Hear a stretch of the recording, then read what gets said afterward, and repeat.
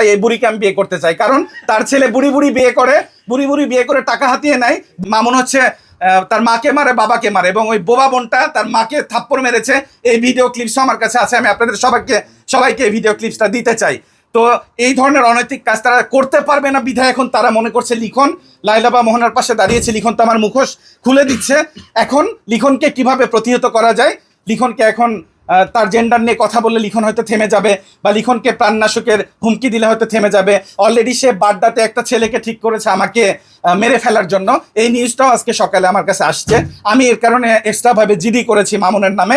So আমি আমার নিজের লাইফ ইনসিকিউর ফিল করছি, মোহনা তার লাইফ ইনসিকিউর ফিল করছে, বা যাদের সাথে এরকম অনৈতিক কাজ করছে তারা সবাই ইনসিকিউর ফিল করে আমরা আইনের সহযোগিতা করছি। আর আপনারা যেটা বলছেন যে আমি রাষ্ট্রের কোনো লোক না, রাষ্ট্রের লোকের কাছে কি সাধারণ কোনো মানুষ পৌঁছাতে পারে?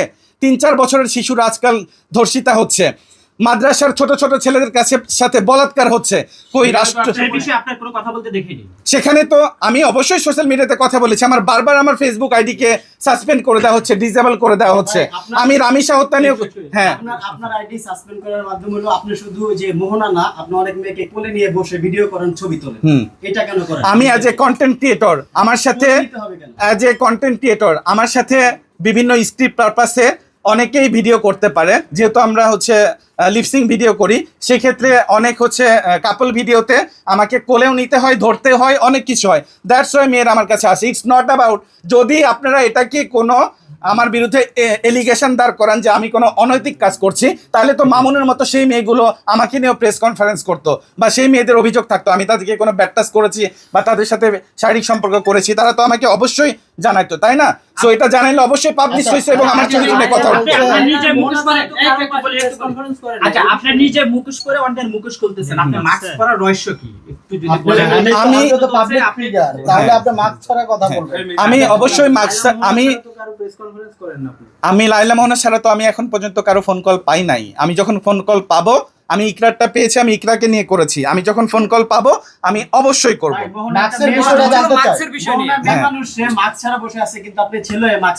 আমার এটা মাস্ক কি আমি একটা কাইন্ড অফ আমার প্যাশন, এবং এটাকে আমি ভাইবস হিসাবে নিয়েছি। করোনাকালীন সময়ের 2 বছর আগে থেকে আমি মাস্ক পরি, বাট মাস্ক ছাড়াও আমার অনেক ভিডিও সোশ্যাল মিডিয়াতে আছে, আপনারা সার্চ করলে দেখতে পারবেন।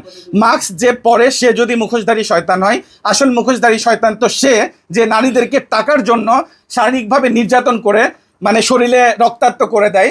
তাইলে আমি মাস্ক পরে তো কোনো মেয়েকে রক্তাক্ত করি নাই। আপনারা কি দেখেছেন? দেখেন নাই তো। আমি মাস্ক পরে নিশ্চয়ই ভালো আছি। এরকম মামুনও যদি মাস্ক পরে কোনো মেয়েকে নির্যাতন না করতো, তাহলে তো আমার মনে হতো যে মামুন আমার চেয়েও বেটার।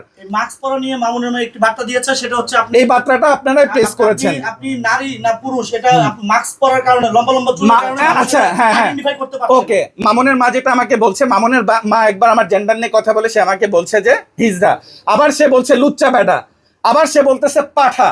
যেহেতু আমাকে সে পাঠা বলতেছে, এখন আপনাদের কাছে আমার প্রশ্ন, পাঠা কি ছেলে না মেয়ে?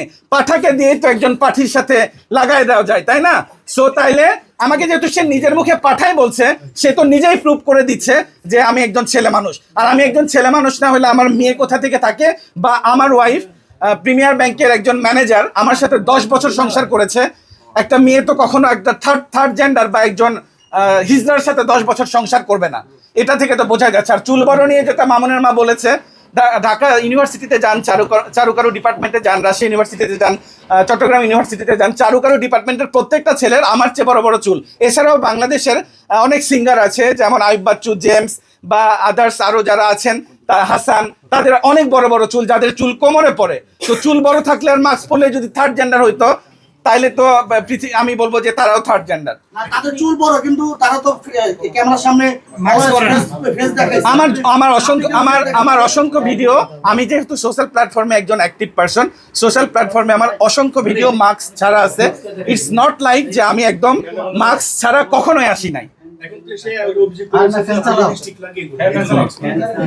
আমি তো একটু আগে আপনাদের সামনে ক্যামেরার সামনে, এবং সে শুধু আমার এটা নিয়েই বলে নাই, সে এটাও বলেছে যে মাস্ক খোলা অবস্থায় আমাকে দেখলে মানুষ থুতু দিবে, এর কারণে আমি মাস্ক পরে থাকি। আমি তো একটু আগেও মাস্ক ছাড়া ছিলাম। আপনারা তো আমাকে কেউ থুতু দেন নাই, বরং আমাকে আপনাদের জার্নালিস্টের মধ্যে কয়েকজন আমাকে বলেছে, আরে লিখন এত সুন্দর দেখতে, তারপরে সে কেন মাস্ক পরে আছে। এটা আমি আমার প্যাশন হিসেবে বা ভাইবস হিসেবে নিয়েছি। এটা নিয়ে আননেসেসারি বা ইলজিক্যাল টপিকস দাঁড় করিয়ে সে যে মেয়েদেরকে নির্যাতন করেছে এখান থেকে সে কখনোই রেহাই পাবে না এবং আমি এটার প্রতিবাদ করেই যাব।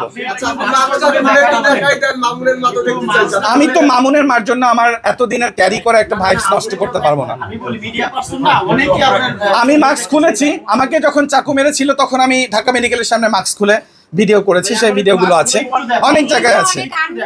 হ্যাঁ। মানে এগুলো নির্যাতনের শিকার হয়েছি, আপনারা এটার জন্য কি করতে পারবেন এগুলো নিয়ে কথা বলাটাই better। উনি কেন মাস্ক কথা বলা হয়েছে যে আপনার প্রাইভেট একটা পার্ট নিয়ে কথা বলা হয়েছে, বুকের পার্টটা নিয়ে। এখন সে বলতেছে যে সাধারণ ছেলেদের চাইতে আপনার নাকি ওই জিনিসটা বড় বড়। বলেন। এটা বলা হয়েছে, আপনি লাইভে শুনছেন কিনা আমি জানি না। আমি এটা লাইভে শুনি নাই। আসলে একটা মানুষের স্ট্রাকচার আল্লাহ তাআলা ক্রিয়েট করেন। সো আল্লাহ তাআলা, আমি আমার আপনাদের সাংবাদিকদের মধ্যেও তো অনেকের প্রাইভেট পার্ট বড় বড় দেখতে পাচ্ছি, আমার সামনে আছে। হ্যাঁ, অনেক ছেলের যে চেস্ট বা চেস্ট বলেন আপনারা, এটা তো আপনাদের সাংবাদিকের আমি কয়েকজনের দেখতেছি আমার চেয়ে বড় বড়, যদি তারা খালি গা হয়। তাহলে সাংবাদিকদের যদি বড় থাকে, এর চেয়ে বড় তো ওই বুড়ির। এই জন্য ওই বুড়ি যে শরীয়তপুরে যে লাইভ করে বলছে যে উনি তো ছেলেদেরটা খুলে দেখে, আর বুড়ি যে আমাকে থার্ড জেন্ডার বলছে। আমি বাংলাদেশ সোশ্যাল মিডিয়াতে বলতে চাই এই বুড়িকে আমি বিয়ে করতে চাই, কারণ তার ছেলে বুড়ি বিয়ে করে টাকা হাতিয়ে নেয়।